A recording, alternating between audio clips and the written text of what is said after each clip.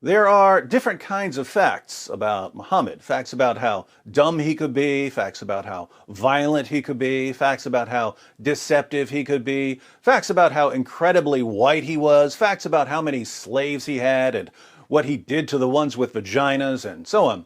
But right now, you're going to learn my top 5 most disgusting facts about Muhammad. These are things that make you go... Things that make you go... Oh, am I right or am I right? Things that make you go... I think there should be some sort of reward for people who can make it through all 5 facts without vomiting. How about bragging rights in the comments section? Side note to the Muslims who are watching, I would love to see you explain fact number 1. Just remember, if you get mad, you're not getting mad at me, you're getting mad at the facts, all of which will be proven directly from your most trusted sources. So, defend your prophet, if you're able. Now, 4 out of the 5 nauseating facts you're about to ponder are unknown to almost everyone, especially to Muslims. Only one of them is slowly becoming common knowledge. This means that if you share these facts with your Muslim friends, 4 out of 5 of these facts will be almost completely new information to them. I would have liked to have this entire video be unfamiliar facts about Muhammad, but as much as I wanted to shine a light on Muhammad's secret pile of dirty laundry, I couldn't leave one somewhat well-known fact off the list. So let's go ahead and start with the one fact on my list that lots of Muslims and non-Muslims have heard about in the past decade or so. The number 5 most disgusting fact about Muhammad is Muhammad had sex with a prepubescent 9-year-old girl. We've been through the passages on Muhammad's relationship with Aisha 100 times, but just in case someone recently arrived here from the Andromeda Galaxy, let's read one. Sahih al-Bukhari 51:33. Narrated Aisha that the Prophet wrote the marriage contract with her when she was 6 years old, and he consummated his marriage when she was 9 years old, and then she remained with him for 9 years, i.e. till his death.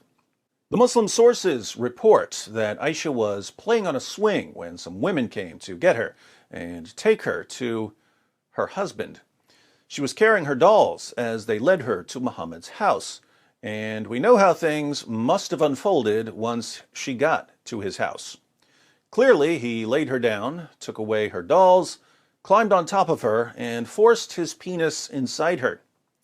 She didn't understand what was happening because no one bothered to tell her about sex.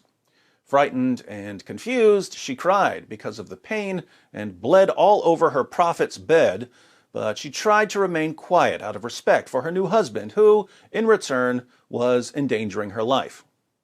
Muhammad was more than 50 years old when he forced his penis inside his prepubescent 9-year-old child bride. But don't let that keep you from believing that he is, according to Surah 33, verse 21 of the Quran, a beautiful pattern of conduct. Glad we could get that one out of the way. Now for some fun. The number 4 most disgusting fact about Muhammad: Muhammad encouraged his followers to suck on each other's fingers. Islam is the only religion I'm aware of that promotes finger sucking. Sahih al-Bukhari 54:56. Narrated Ibn Abbas, the Prophet said, "When you eat, do not wipe your hands till you have licked it or had it licked by somebody else." Sahih Muslim 52:94. It was narrated that Ibn Abbas said, The Messenger of Allah said, when one of you eats some food, let him not wipe his hand until he has licked it or had it licked. Why did Muhammad want his followers to lick their fingers and to lick each other's fingers? He tells us, Sahih Muslim 5300. It was narrated from Jabir that the Prophet enjoined licking one's fingers and wiping the plate, and he said, you do not know in which part the blessing is. Muhammad goes through this in other passages. Long story short, Allah hides a blessing somewhere in your food, but you don't know where the blessing is hidden, so you should lick your fingers. If you want someone else to have the blessing, you tell him to lick your fingers. You'll be doing him a favor.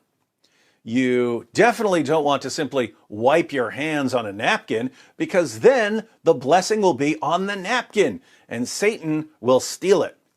Now, if you don't know much about how germs spread and why it's a bad idea to be sucking on other people's fingers, no worries. I promise you that by the time we get through fact number 2 and fact number 1, you'll understand perfectly why you should never, ever suck on another man's fingers. But before that, we have the number 3 most disgusting fact about Muhammad. Muhammad swapped spit with little boys. In Bukhari's Al-Adab al-Mufrad 1183, we read, it is related that Abu Huraira said, I never saw Al-Hasan without my eyes overflowing with tears. That is because the Prophet, may Allah bless him and grant him peace, went out one day and I found him in the mosque. He took my hand and I went along with him. He did not speak to me until we reached the market of Banu Kainuka. He walked around it and looked. Then he left and I left with him until we reached the mosque. He sat down and wrapped himself in his garment. Then he said, where is the little one? Call the little one to me. Hassan came running and jumped into his lap. Then he put his hand in his beard. Then the Prophet, may Allah bless him and grant him peace, opened his mouth and put his tongue in his mouth. Then he said, O Allah, I love him. So love him and the one who loves him. According to another hadith, Musnad Ahmed 16245, Muhammad would suck on the tongues and lips of little boys. But fear not, he also guaranteed that if he sucked on a boy's tongue or lips, that boy's tongue or lips would never be tormented by hellfire. Creepiness factor 1,000,000. Now, if you're wondering whether you should let someone like Muhammad suck on your little boy's tongue, you should probably think carefully about the next fact. The number 2 most disgusting fact about Muhammad: Muhammad would have sex with 9 women and girls, but only take 1 bath. Sahih al-Bukhari 5068. Narrated Anas, the Prophet used to go round, have sexual relations with all his wives in one night, and he had 9 wives. Sahih al-Bukhari 5215. Narrated Anas bin Malik, the Prophet used to pass by, have sexual relation with all his wives in one night, and at that time he had 9 wives. So we're clear on the sex with 9 women and girls part, but check out the chapter heading of this hadith. Whoever had sexual intercourse with all his wives and then took 1 bath only. The Prophet Muhammad, history's greatest man, would have sex with 9 women and girls in one night in Medina, the armpit of Arabia, a city with an average high temperature of 109 degrees in the summer, but would only take 1 bath. Can you think of a problem? It's the smell. Back to an earlier point, let me ask the Muslims here. Suppose you were a companion of Muhammad. Think about being in this scenario. One day, your prophet is having one of his sexathons, but he needs a little energy boost between wife number 5 and wife number 6. So he runs to the nearest food stand for some fresh hummus. Keep in mind, he's not taking a bath until he finishes all 9 rounds. He starts dipping some pita bread in hummus, but he gets hummus all over his fingers. He turns to you and says, I'd like to give you a blessing. Lick my fingers clean. what do you do? Before you answer, there's one more fact on our list. The number one most disgusting fact about Muhammad: Muhammad was constantly covered in semen. Yeah, I said it.